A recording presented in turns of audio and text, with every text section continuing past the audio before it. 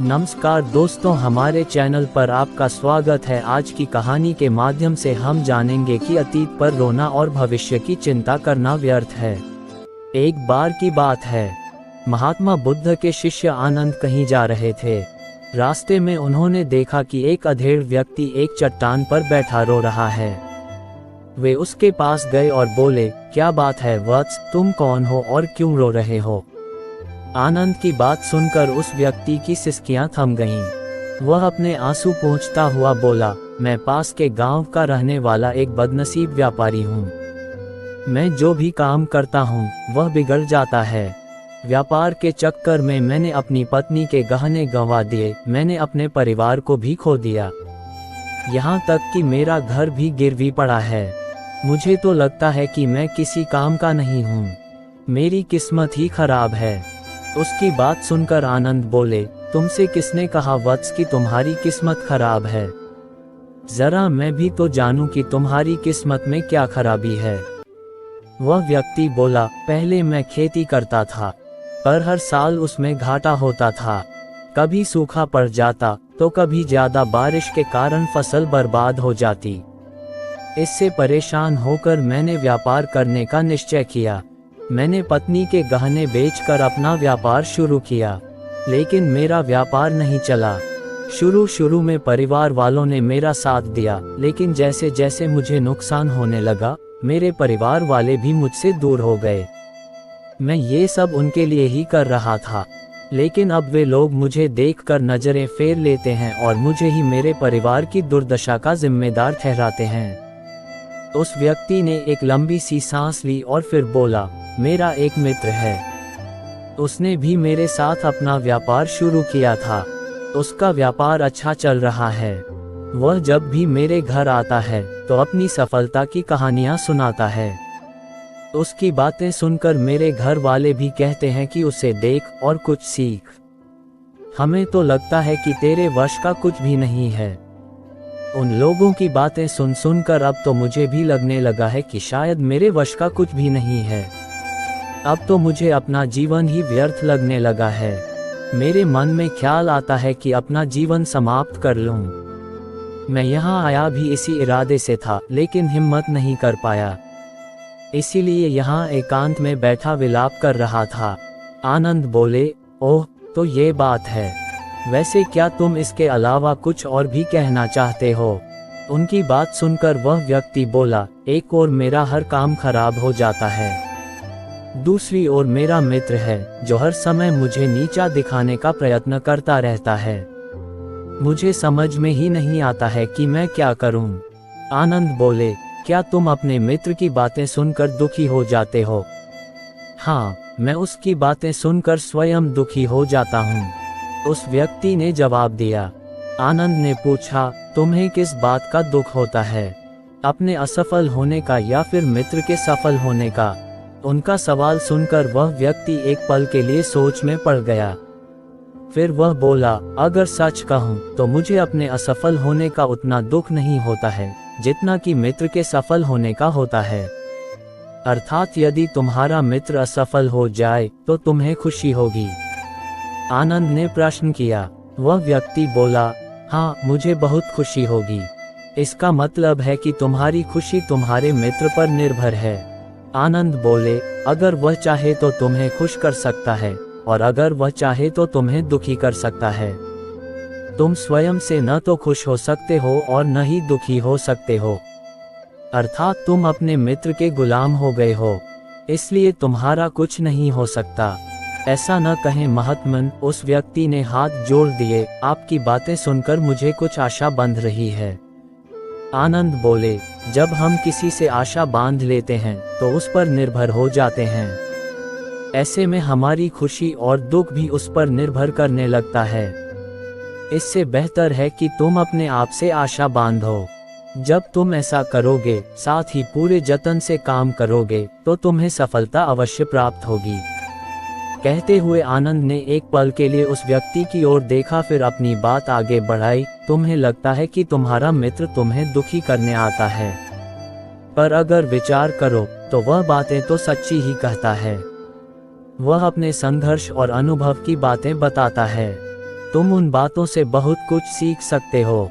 तुम्हें इसके लिए उसका धन्यवाद करना चाहिए कि तुम्हें घर बैठे कुछ अनुभव मिल रहे हैं।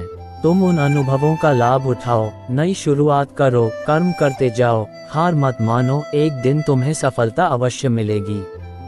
आज तुम जिसे अपना बुरा वक्त या बुरी किस्मत कह रहे हो, एक दिन ये बदल जाएगी। इसी के साथ तुम्हारे विचार भी बदल जाएंगे। और देखना, जब तुम्हारा अच्छा वक्त शुरू होगा, तब तुम्हारा मित्र भी तुम्हें अपनी सफलताओं की कहानियां नहीं सुनाएगा, तब वह अपनी असफलताओं की बातें बताएगा, ताकि तुम उसकी बातें सुनकर भ्रमित हो जाओ, तुम्हारा आत्मविश्वास हिल जाए और तुम गलत निर्णय ले सको। लेकिन उस समय भी तुम्हें अपनी बुद्धि का प्रयोग करना होगा। तुम्हारा मित्र जैसे आज तुम्हें दुखी करने आता है, उसी तरह उस समय भी वह तुम्हें दुखी करने आएगा। क्योंकि जिस तरह उसे दुखी देखकर तुम्हें मजा आता है, उसी तरह उसे भी तुम्हें दुखी देखने में उतना ही मजा आता है। वह व्यक्ति बोला, आपने सही कहा, लेकिन मेरा सबसे बड़ा दुख यह है कि मेरे परिवार के लोग भी इसमें शामिल हैं। वास्तव में मैं तो अपने परिवार के लिए अच्छा करना चाहता था, लेकिन वे लोग भी मेरी बात नहीं समझते हैं। वे भी मुझे गलत कहते हैं और अब तो वे मेरे साथ भी नहीं हैं। आनंद बोले, मैं सब समझ गया। तुम सांत्वना चाहते हो। वास्तव में इस दुनिया में सभी लोग सांत्वना ही चाहते हैं। हम चाहते हैं कि हम जब भी कुछ करें तो लोग हमारी प्रशंसा करें, लेकिन आमतौर से ऐसा नहीं होता है, इसलिए हम दुखी हो जाते हैं। हमें लगता है कि हमारे मित्र, परिवार वाले सब मतलबी हैं। लेकिन तुम अगर किसी को अपना परिवार मानते हो और उसके लिए कुछ करना भी चाहते हो, तो तुम्हें ऐसा क्यों लगता है कि तुम दूसरों के लिए कुछ कर रहे हो? वास्तव में तुम अपनी खुशी के लिए कर रहे हो। इसलिए परिवार के लिए कुछ करना वास्तव में अपने लिए ही करना होता है। लेकिन अगर ऐसा करते समय तुम्हें लगता है कि तुम दूसरों के लिए कर रहे हो, तो तुम दुखी रहोगे। और अगर तुम्हें लगता है कि तुम अपने लिए कर रहे हो, तो तुम खुश रहोगे। क्योंकि जब तुम अपने लिए कुछ अच्छा करते हो या करना चाहते हो, तब तुम्हें सांत्वना की जरूरत नहीं पड़ती है। आनंद की बातें सुनकर उस व्यक्ति के चेहरे के भाव बदल गए। वह बोला, आप सही कह रहे हैं, मैं समझ गया हूँ। अब तक मेरी किस्मत खराब इसलिए थी क्योंकि वह दूसरों के हाथ में थी। अब मैं अपनी किस्मत को अपने हाथ में रखूंगा। मैं फिर से प्रयत्न करूंगा, पूरे मन से काम करूंगा और जब तक सफलता नहीं मिल जाती, चैन से नहीं बैठूंगा। उस व्यक्ति की बात सुनकर आनंद मुस्कुराए और उसे एक छोटी सी डिबिया देते हुए बोले, इस डिबिया को हमेशा अपने पास रखना। इसमें एक ऐसा राज है जो तुम्हें बड़े से बड़े दुख से भी बाहर निकाल लेगा। लेकिन इसे तभी खोलना जब तुम्हारे जीवन में कोई रास्ता न सुझाई दे और तुम्हें लगे कि सब व्यर्थ है। ये दुनिया व्यर्थ है और यहाँ रहना भी व्यर्थ है। उस व्यक्ति ने आनंद को धन्यवाद दिया और डिबिया को लेकर चला गया। उसने नए उत्साह के साथ फिर से अपना व्यापार आरंभ किया। उसका व्यापार चल निकला।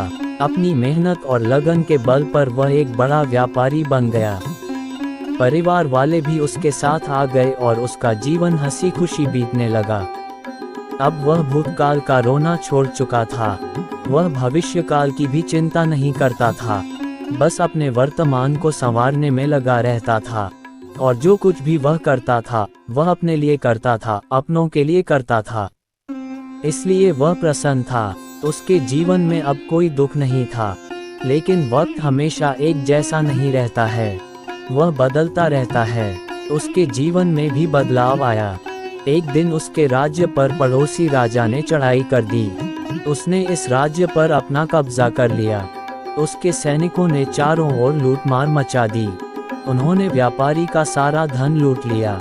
उसके घर में आग लगा दी। जान बचाने के लिए उसे अपने परिवार के साथ वहां से भागना पड़ा।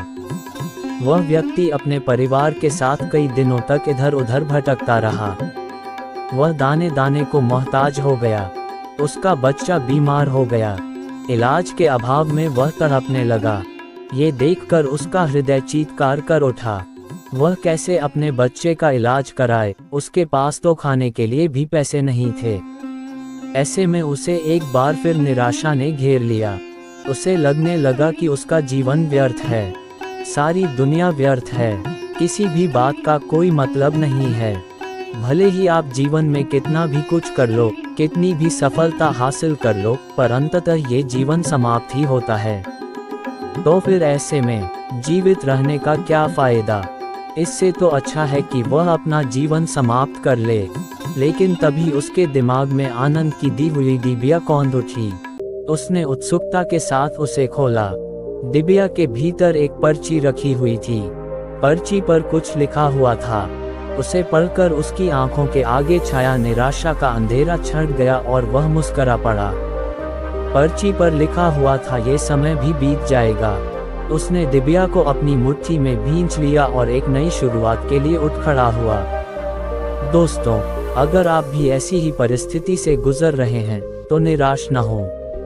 अपने अतीत पर शोक मत करें, न ही भविष्य की चिंता करें। अपने वर्तमान को जिएं और उसे बेहतर बनाने के लिए सच्चे मन से प्रयत्न करें। यकीन जानें, जल्दी ही आपकी किस्मत भी बदलने वाली है। प्यारे दर्शकों, इस वीडियो के अंत तक बने रहने के लिए आपका बहुत बहुत धन्यवाद। अगर आपको ये कहानी पसंद आई है तो कृपया हमारे चैनल को लाइक करिए, सब्सक्राइब करिए और बेल आइकन बटन जरूर दबाएं। धन्यवाद।